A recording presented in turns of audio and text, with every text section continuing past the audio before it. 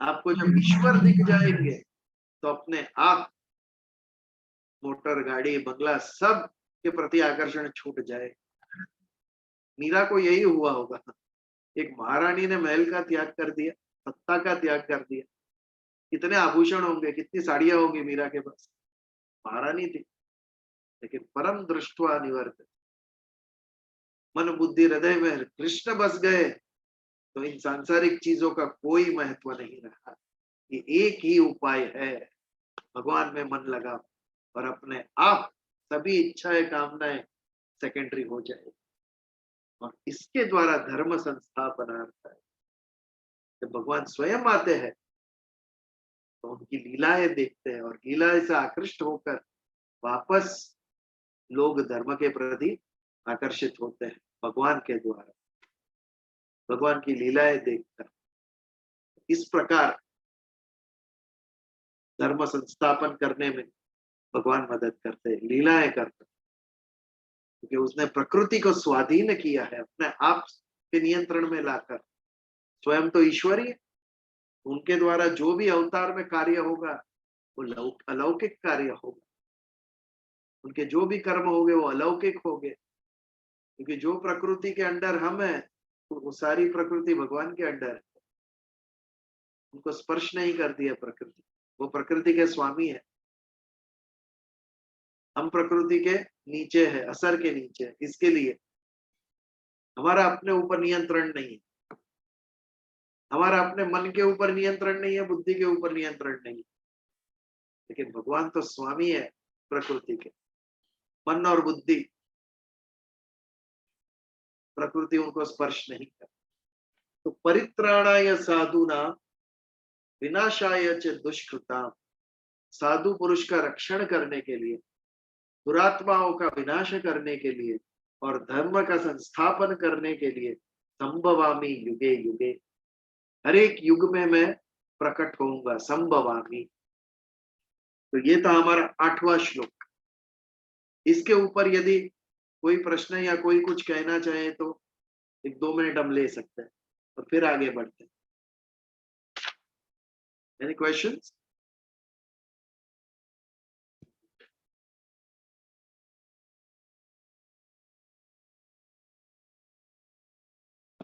चलो आगे बढ़े। ये दो तो एक सिंपल श्लोक है, दोनों ही सामान्य जन के समझ में आ जाए ऐसे श्लोक है। लेकिन ये जो 9वां श्लोक है इसमें थोड़ा तत्व ज्ञान वो हमें समझना है। सुंदर श्लोक है, पढ़िए। जन्म कर्म च मे दिव्यम यो वेत्ति तत्वतः त्यक्त्वा देहम पुनर्जन्म नैति मामेति सोर्जुन। जन्म कर्म च मे दिव्यम, मेरा जन्म और मेरे कर्म दिव्य है। एवं यो वेत्ति तत्वतः, वेत्ति यानी जानना है, जिसने ये जान लिया कि मेरे जन्म और मेरे कर्म वो दोनों दिव्य है। त्यक्त्वा देहम पुनर्जन्म, जब वो देह का त्याग करेंगे तब उन्हें पुनर्जन्म प्राप्त नहीं होगा। मामेति सो अर्जुन, वो मुझे, मेरे भाव को प्राप्त करेंगे। जिन्होंने मुझे जान लिया, जिन्होंने मुझे समझ लिया, ये ज्ञान योग, परम तत्व को समझना। भगवान क्या है? भगवान कृष्ण।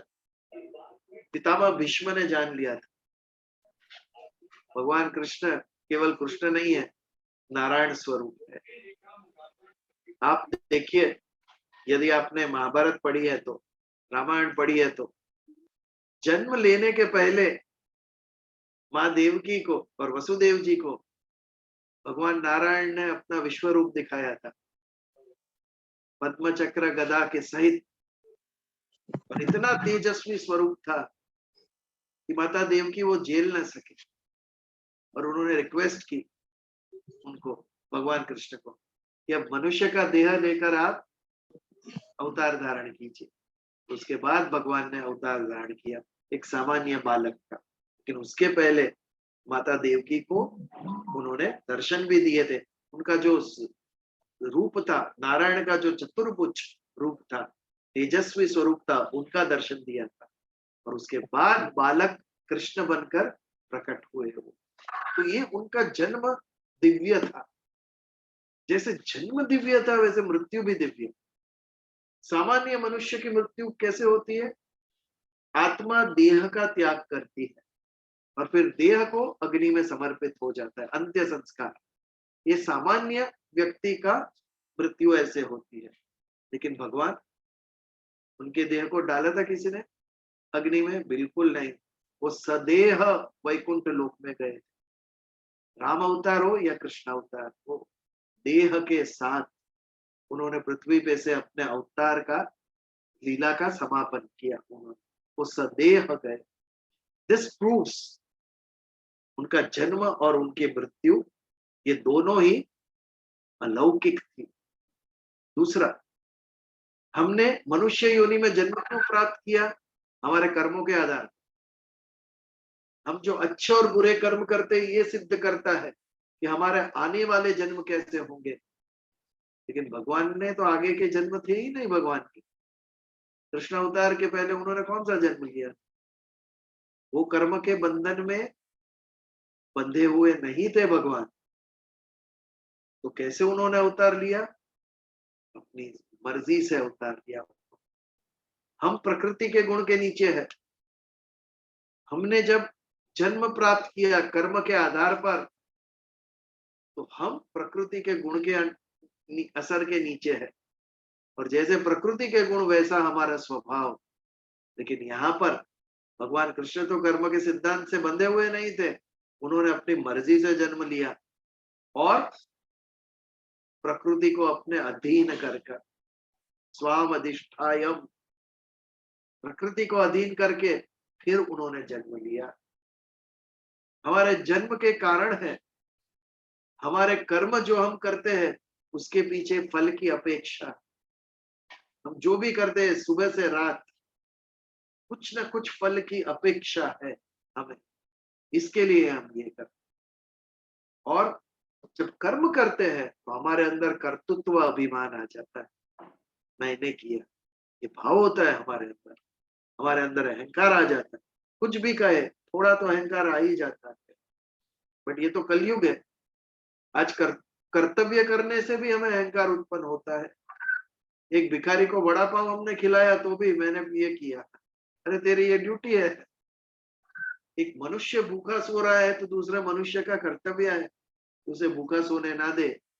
आज कर्तृत्व करने के बाद, हमारा दायित्व निभाने के बाद, हमारी ड्यूटी करने के बाद भी हमें अहंकार उत्पन्न होता है, मैंने किया। ये कलयुग की निशानी है। इतना सा करते हैं और जरा भी हमारे अंदर परोपकार नहीं है, हमारे अंदर कृतज्ञता नहीं है, मैंने किया, ये भाव तुरंत आ जाता है। लेकिन भगवान जो कृष्ण अवतार लिया, राम अवतार लिया, उसके पीछे स्वयं का कोई भी स्वार्थ नहीं था। हम स्वार्थ से कर्म करते हैं। भगवान को क्या अप्राप्त है?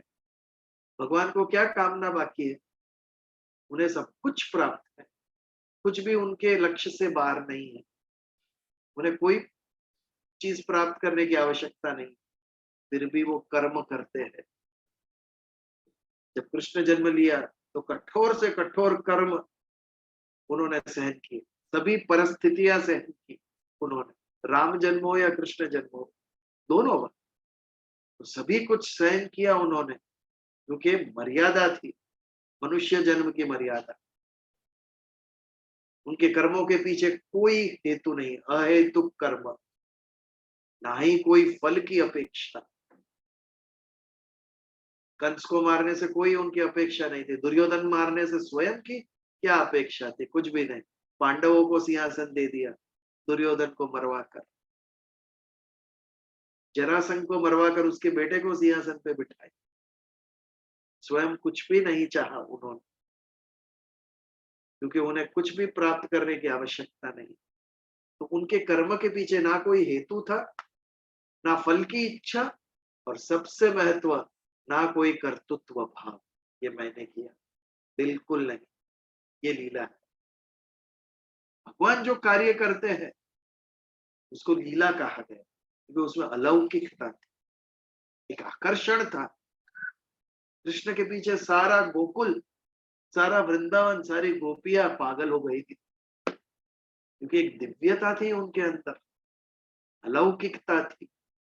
और जब अहेतुक कर्म वो करते थे तो उसे लीला कहते।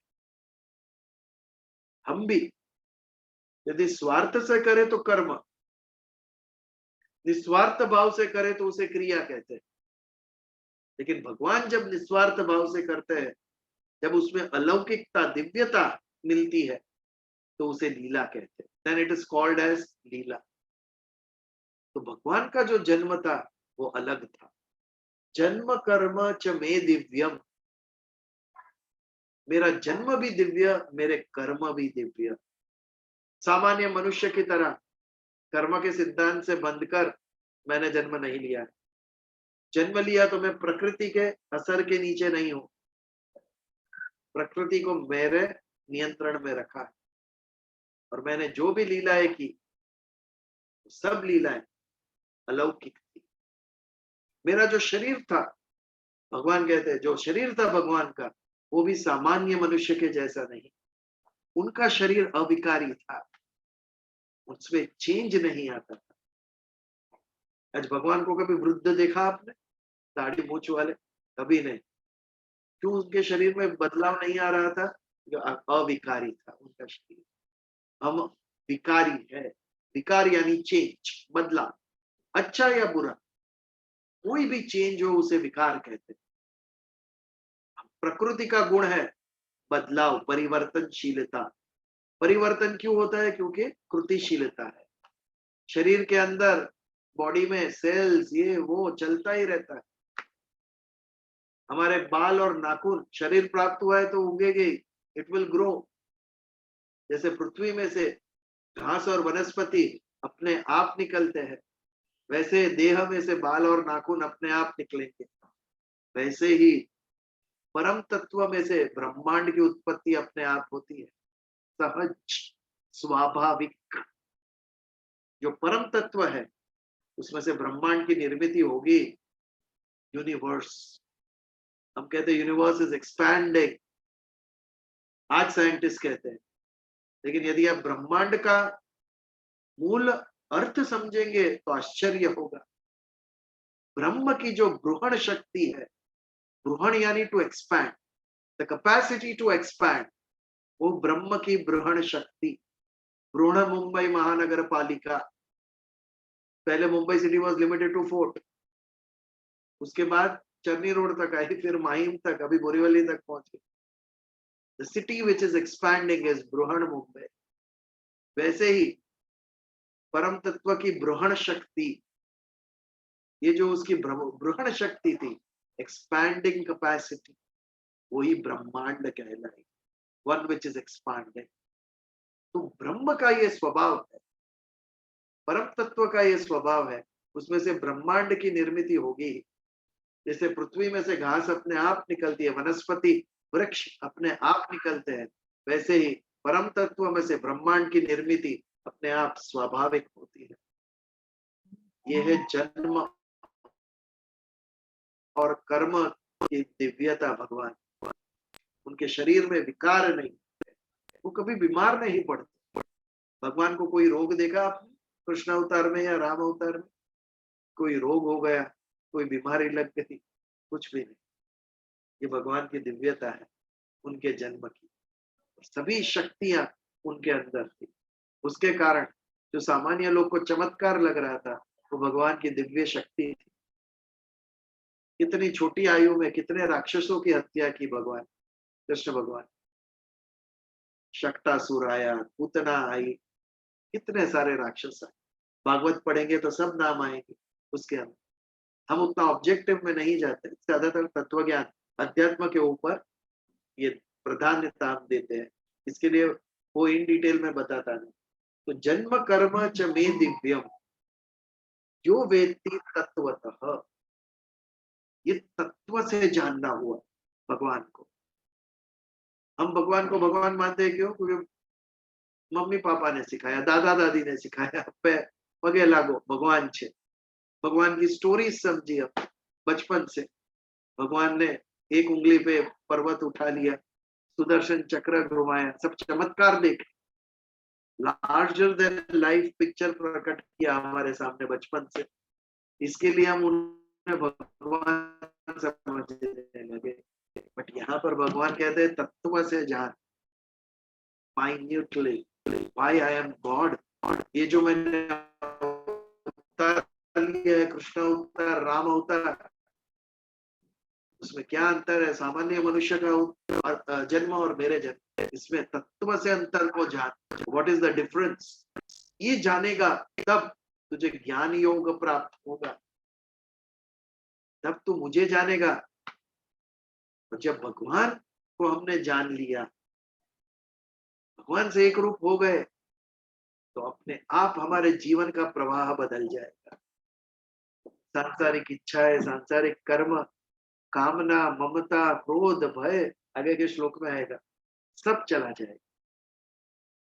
ये परम तत्व से जुड़ गए, तब हमारे इच्छाएं, हमारे कर्म, हमारा भाव, इमोशंस, ये सब अलौकिक हो जाएंगे, आदर्श हो जाएंगे, आइडियल। हमें तो पता नहीं चलेगा, लेकिन लोग कहेंगे साधु पुरुष। जिसने ईश्वर को तत्व से जाना, वो भगवान को तत्व से जानने का प्रयास करे। ये ज्ञान योग है, ये ज्ञान है भगवान को जान। भक्ति में स्वयं आप भगवान को प्राप्त करते हैं और फिर भगवान को जानते हैं। पहले भगवान प्राप्त होते, प्राप्त होने के बाद अरे भगवान तो दिव्य है। ज्ञान योग में पहले जानते हो और फिर भगवान प्राप्त होते हैं आपको। ये बुद्धि और भाव में अंतर है, तो इसीलिए भाव को श्रेष्ठ रखा बुद्धि से भी, बुद्धि से भी भाव श्रेष्ठ। एक बार भगवान प्राप्त हो गए हैं, बाद में जानने की क्या आवश्यकता, कुछ भी हो, मिल गए भगवान, और क्या चाहिए। बुद्धि शंका करती है, बुद्धि प्रूफ मांगती, प्रमाण चाहिए बुद्धि को, ईश्वर है कि नहीं, ये ऐसा क्यों, ये वैसा क्यों, शंका उत्पन्न करती है बुद्धि। भक्ति सब शंकाओं का अंत, नो क्वेश्चन, समर्पण। शुरुआती श्रद्धा से होती है भक्ति योग। जब श्रद्धा उत्पन्न होती है तो ही भक्ति योग सिद्ध होता है, and it is ultimate bliss, परम आनंद।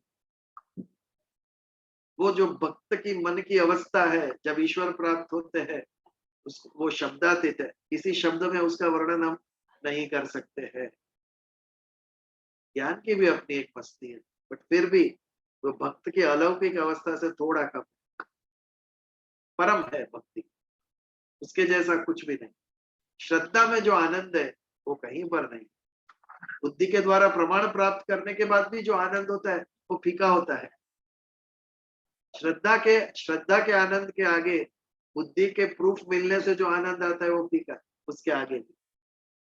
श्रद्धा परम है, भक्ति परम है। जो ब्लेस्ड होते हैं उसे भक्ति का वरदान मिलता है, उनकी भक्ति सिद्ध होती है। ज्ञानी से ज्ञानी भी हमारे यहाँ जो हुए, बालक स्वरूप में भी वो भक्ति का वरदान लेकर आए थे। इतनी बुद्धिमत्ता, फिर भी उतनी भक्ति उनके अंदर। आज का मनुष्य यदि उसकी आईक्यू बहुत तेज है तो ईश्वर में मानता ही नहीं है, वो तो विज्ञान में ही मानता है, वो सृष्टि के अंदर ही संशोधन करता है। लेकिन हमारे यहाँ जो हो गए वो ऋषि मुनि, इतनी विद्वत्ता के साथ इतनी श्रद्धा, ये भगवान के आशीर्वाद, ये दोनों प्राप्त होना बहुत कठिन है। हमारे यहाँ प्राप्त हुआ लोगों को उतना परम तेज और परम श्रद्धा दोनों। तो जन्म कर्म च मे दिव्यम यो वेत्ति तत्वतः,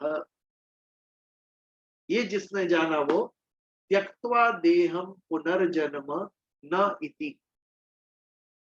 ऐसा व्यक्ति जब पुनर्जन्म प्राप्त नहीं करता, जब देह का त्याग करता है, माम इति सो अर्जुन, न इति मम इति। ऐसा व्यक्ति मम यानी मुझे प्राप्त करता है। यानी जन्म और मृत्यु से वो मुक्त हो जाता है। ये हमारा 9वां श्लोक। तो आज 8:30 बज गए, तो और इसके ऊपर हम चर्चा आज नहीं करेंगे। यहाँ पर आज हम समापन करेंगे हमारे प्रवचन का। अगले मंगलवार हमारे एक परम मित्र के फैमिली फ्रेंड ने हरिद्वार में श्रीमद् भागवत सप्ताह रखी है, उसके लिए वहां जाना है मुझे। तो एक मंगलवार मुझे क्षमा करें, अगले मंगलवार हम अनध्याय रखेंगे। पूरे 7 दिन मैं नहीं हूँ हरिद्वार ऋषिकेश में, तो उसके बाद के मंगलवार से नियमित हमारी ये ज्ञान यात्रा शुरू रहेगी। तो आज के प्रवचन के ऊपर यदि कोई कहना चाहेगा या प्रश्न हो तो जरूर कहिए, नहीं तो फिर हम प्रार्थना करें। Any questions?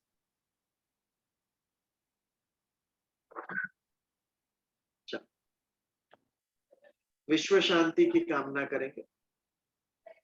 ओम द्यौ शांति, अंतरिक्ष शांति, पृथ्वी शांति, आपः शांति, औषधय शांति, वनस्पत्ये शांति, सर्वदेवा शांति, ब्रह्म शांति, सर्व शांति, शांतिरेव शांति, सामा शांतिरधिरोम शांति शांति शांति। जय श्री कृष्ण।